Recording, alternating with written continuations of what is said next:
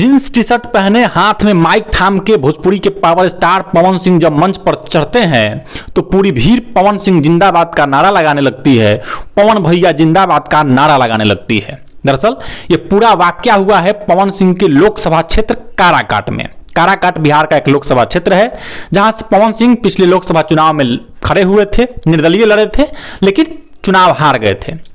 पवन सिंह पहले भाजपा में थे और भाजपा से चुनाव लड़ना भी चाहते थे। उनको टिकट भी मिला था पश्चिम बंगाल के एक सीट से, पर वो बिहार से लड़ना चाहते थे। जब बिहार से उनको टिकट नहीं मिला तो पार्टी से बगावत करके निर्दलीय मैदान में उतर गए थे और एनडीए को वहां पर तीसरे नंबर पर पहुंचा दिए थे। हालांकि बाकी कलाकारों के ऊपर जो आरोप लगता है कि चुनाव के समय में आते हैं, अपने स्टारडम का फायदा उठाते हैं, भीड़ इकट्ठा करते हैं, चुनाव हारने या जीतने के बाद अपने क्षेत्र से दूरी बना लेते हैं और वापस फिल्मी जगत में जाकर के काम करने लगते हैं, अपना एक्टिविटीज वहां बढ़ा देते हैं।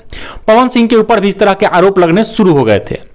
चूंकि चुनाव बीतने के बाद पवन सिंह अपने क्षेत्र में सिर्फ एक बार गए थे किसी एक्सीडेंट में, लेकिन उसके बाद से पवन सिंह अपनी क्षेत्र की जनता से लगभग दूरी बना लिए थे, कट सा गए थे और ज्यादातर समय फिल्मों और गानों को दे रहे थे। इसलिए पवन सिंह के ऊपर भी इस तरह के आरोप लगने शुरू हो गए थे कि अपनी स्टारडम का फायदा उठा करके पवन सिंह काराकाट लोकसभा क्षेत्र में चुनाव लड़ने आए थे और चुनाव हारने के बाद वापस फिल्मी जगत में जाकर के अपना काम कर रहे हैं। मतलब क्षेत्र की जनता से उनको कोई लेना देना नहीं है, जबकि क्षेत्र की जनता ने उनको इतना प्यार दिया कि एनडीए को तीसरे नंबर पर जाना पड़ा और पवन सिंह दूसरे नंबर पर रहे थे। हालांकि बीच में आप देखिएगा कि पवन सिंह की पत्नी ज्योति सिंह काराकाट लोकसभा क्षेत्र में लगातार सक्रिय रही, वो चाहे दशहरा पूजा हो या फिर दिवाली छठ के पहले हो। ज्योति सिंह लगातार काराकाट लोकसभा क्षेत्र में लोगों से मिलती रही, जुलती रही और जाकर के बताती रही कि पवन जी के लिए ही मैं आई हूं और पवन जी के कारण ही मैं आई हूं।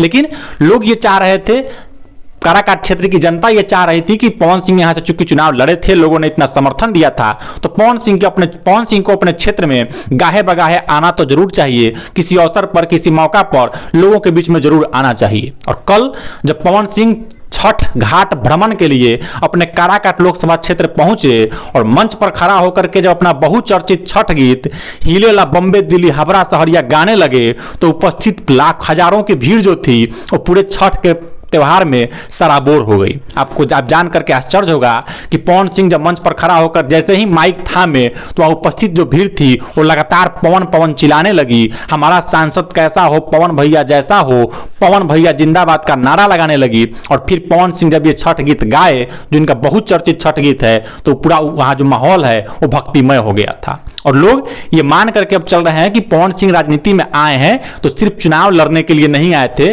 बल्कि पवन सिंह इस इरादे से आए हैं कि राजनीति में लंबी पारी खेलनी है। क्योंकि बाकी कलाकार ऐसा करते हैं कि चुनाव हारने के बाद या जीतने के बाद अपने क्षेत्र से कट जाते हैं, लेकिन पवन सिंह चुनाव बीतने के 4-5 महीने बाद ही उस अपने क्षेत्र में 2 बार चले गए। इतनी व्यस्तता के बाद भी तो लोगों को लग रहा है कि पवन सिंह पूरा मूड बना करके आए हैं कि राजनीति में लंबी पारी खेलनी है, सिर्फ आना या जाना नहीं है, चुनाव लड़ना जीतना हारना नहीं है, बल्कि राजनीति में अपना करियर बनाना है। और करियर ऐसा बनाना है कि लोगों के दिल में जगह बन जाए। और बाकी जो पवन सिंह को देखने के लिए, पवन सिंह से मिलने के लिए जो भीड़ इकट्ठी हो रही है, उसको देख करके लग भी रहा है कि पवन सिंह भले ही चुनाव काराकाट से हार गए हों, लेकिन लोगों का दिल जरूर पवन सिंह ने जीत लिया है। और तभी दूसरे नंबर पर रहने वाले प्रत्याशी के लिए जो निर्दलीय लड़े थे, उनके लिए हजारों की भीड़ पवन सिंह से मिलने के लिए एकत्रित हो रही है इस छठ महापर्व के व्यस्तता के बावजूद।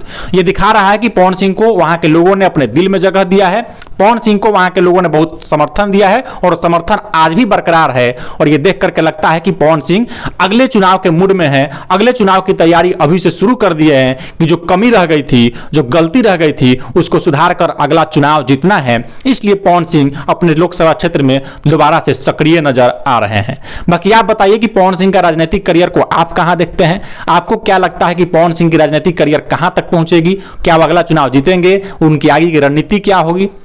बाकी अंत में मेरा प्रणाम स्वीकार कीजिए। मेरा नाम अतुल है और आप पब्लिक मंच देख रहे थे। बहुत बहुत धन्यवाद।